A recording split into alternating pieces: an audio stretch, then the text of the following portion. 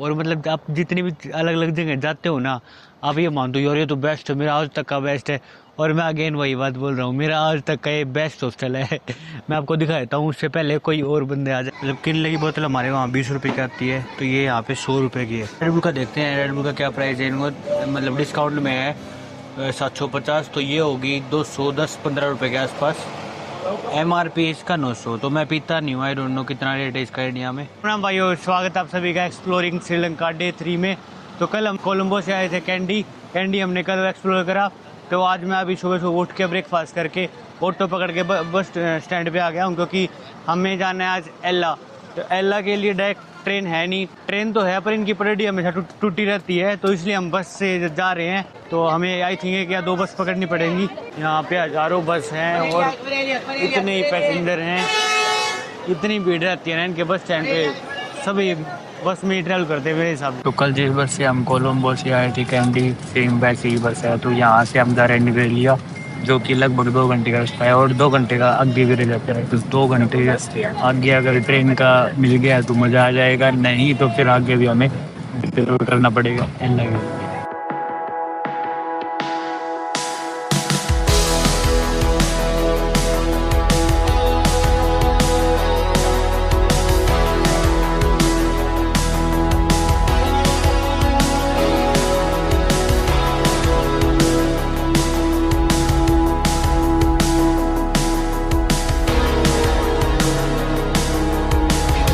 Finally 3 घंटे की ride के बाद हम पहुंच गए नुआर एरिया। रास्ते में भाई इतने खूबसूरत वादियाँ थी ना, पूरे में हिली एरिया, और रास्ते में बहुत सारे पार्ट टी प्लांटेशन के हो रखे थे। तो अभी हम मतलब 3 घंटे की राइड के पास या नुआर एरिया पहुँचे हैं, और अभी 2 घंटे का और हमारा सफ़र रहता है इल्ला के लिए। अब मेरे को थोड़ी भूख लगी है, मैं थोड़ा खाना खा के आता हूँ, मेरे को कुछ मिल गया तो अच्छा था, वरना फिर चलते हैं भाई। 3-4 दिन के बाद श्रीलंका आने के बाद मेरे को ढंग का खाना मिला है, जो कि साउथ इंडियन कैफे था। तो मैंने यहाँ पे मंगवाया है मसाला डोसा, और इनका अलग ही ट्रेडिशनल है, सारे अपने इसमें डालते हैं ग्रेवी वगैरह। तो मैंने कटोरी मंगाई है इसके लिए।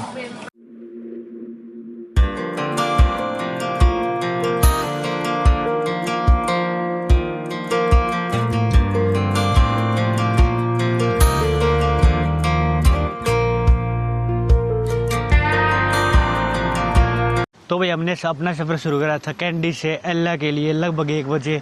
तो 3 घंटे की शुरू में AC बस लेके हम पहुंच गए थे नुआर इलिया। तो नुआर इलिया में मैंने डोसा खा के अपना पूछा कि यहाँ से क्या मैं ट्रेन ले सकता हूँ। उन्होंने बोला नहीं, यहाँ से भी ट्रैक टूटा हुआ है, क्योंकि वहाँ मतलब जर्नी बहुत ज़्यादा खूबसूरत है, क्योंकि वो जंगलों में से आती है बिल्कुल।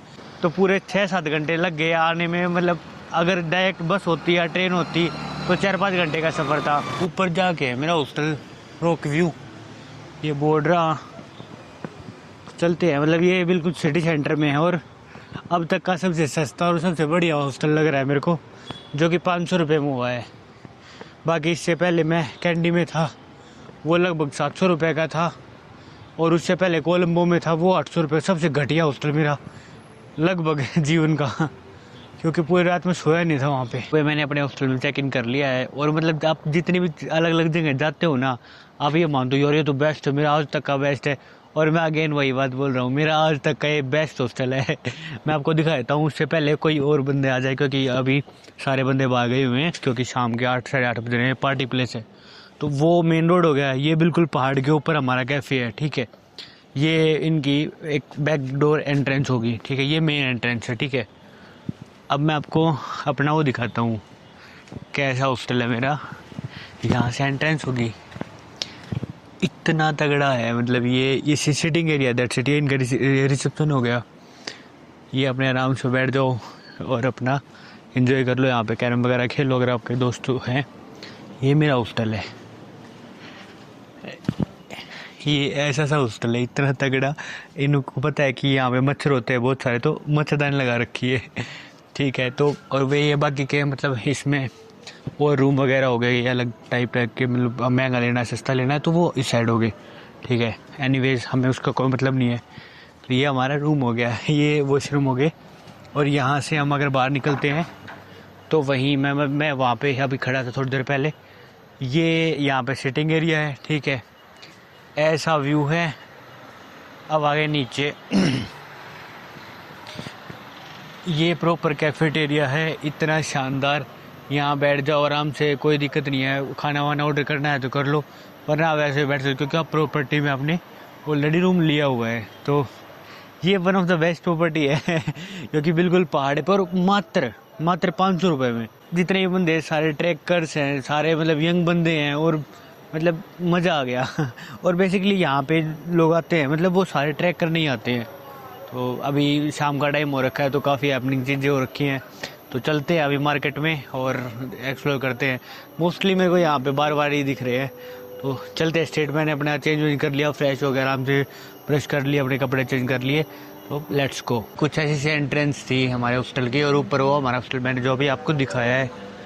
और ये रोड हो गया पूरा, ये प्रॉपर, ये मान लो मेन स्ट्रीट है। ब्रिस्टा भी है यहाँ पे और यहाँ पे प्रॉपर अपना ये दोनों साइड कैफे बार बहुत महंगे मिलेंगे, मेरे को पता है ये। तो मैं तो नहीं बैठने वाला इनमें। सुपर मार्ट, इसमें चलते हैं, देखते हैं, मतलब कंपेयर करते हैं कि इंडिया से कितनी चीज़ें महंगी है, सस्ती है, या कैसे क्या कुछ है। मतलब किनले की बोतल हमारे वहाँ 20 रुपये की आती है, तो ये यहाँ पे 100 रुपये की है। 100 रुपये मतलब यहाँ पे 30 रुपये की बोतल है ये।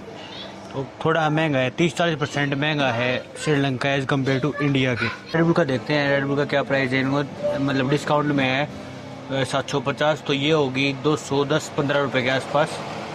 MRP इसका 900। तो मैं पीता नहीं हूँ, आई डोंट नो कितना रेट है इसका इंडिया में।